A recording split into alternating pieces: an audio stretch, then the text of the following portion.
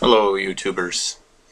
We are going to look at a few more words which will help us get through this chapter of changes in Europe, the emergence of industrial society in the West, and the words we're going to look at are conservatives, liberals, and radicals. And then we'll look at a couple of unifiers of national movements, Camilo de Cavour and Otto von Bismarck.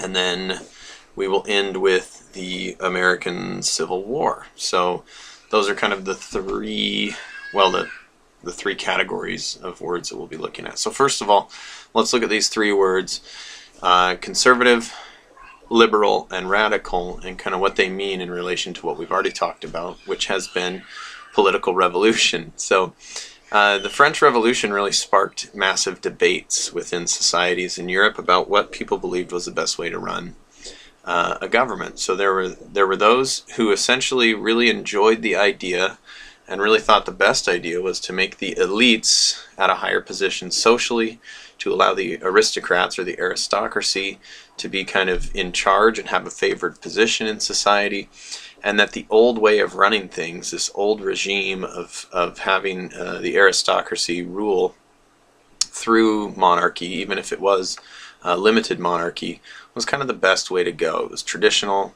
it was old school, and these were the conservatives. So the conservatives believed that the best way to rule was to allow that aristocratic class to keep their position of privilege, of ruling, of authority, and that there shouldn't be very much change in the way of democratic reforms, and definitely not revolutionary ideas. So conservatives were basically wanted to avoid violent disruption of society in the way that it had happened in the French Revolution.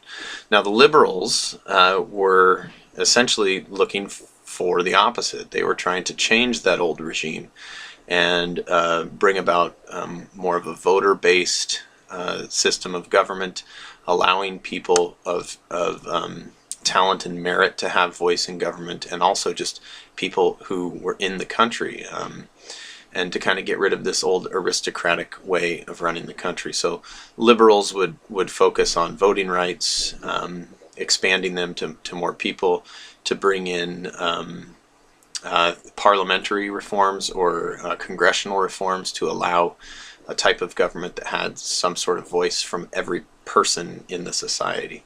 So conservatives and liberals kind of had opposite ideas of the way that these governments should be run. Now radicals,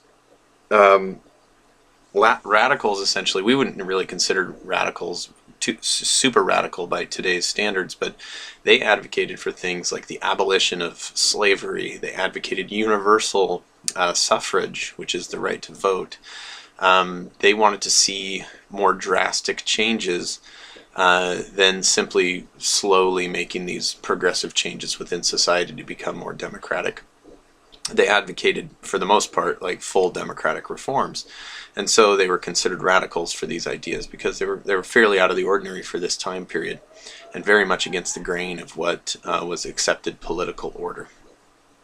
Now there's two people that I wanted to talk about before we move forward, and these people were very important in unifying nationalistic ideas into new countries. And so the first is Camilo de Cavour. Camilo de Cavour was a count in northern Italy. Well, it wasn't Italy then, it was Piedmont, and essentially used military ideals and strategy in order to gain some territory, and then diplomatically started to unite the entire peninsula, the Italian peninsula, into one unified country. And so through his efforts and the efforts of others at the time, a unified Italy came about. And so Italy was unified, I don't know the exact year, I'm going to say, mid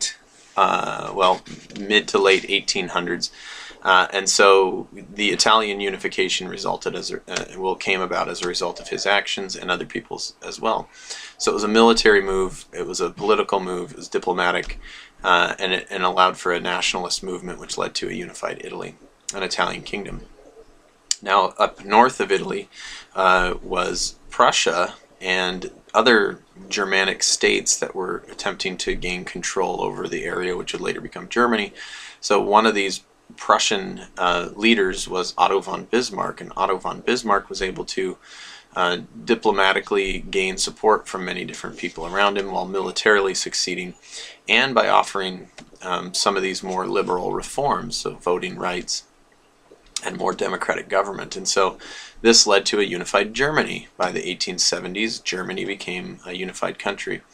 And so this was basically the ability of these two guys. They are tied together because of their ability to essentially unite people from one region into a nationalist movement, which resulted in very strong nations in Europe. So, and some of the newest nations as well. So those were those guys. Now in the United States of America, we started to see another movement, which resulted in the American Civil War. The North and the South typified two different types of economies. In the North, it was mostly an industrial economy based on production of finished goods. In the South, it was an agricultural economy, which was based on export of raw goods. And so the two really relied on one another, but the South more relied on slavery than the North, because in the North, wage labor and factory jobs were the norm.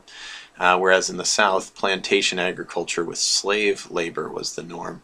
And so essentially the South broke away from the North in an attempt to restore unity to the United States of America.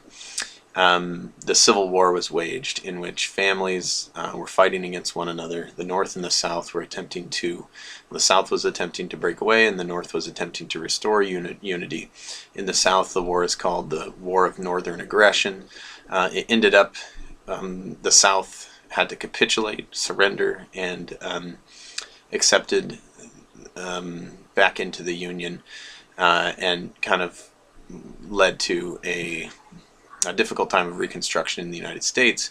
To the rest of the world, though, it was kind of growing pains for the United States. After they'd been a nation for almost 100 years, this nearly tore this new nation apart, but it kind of showed that they could work out some of these differences, and it led to reforms in society, including the getting rid of the institution of slavery. So those are our words, those 6 words that we just looked at. Not all of them are completely united, but they're all in the same time period, and show interesting political problems and political solutions that were happening at this time. So be awesome, and I'll see you next time.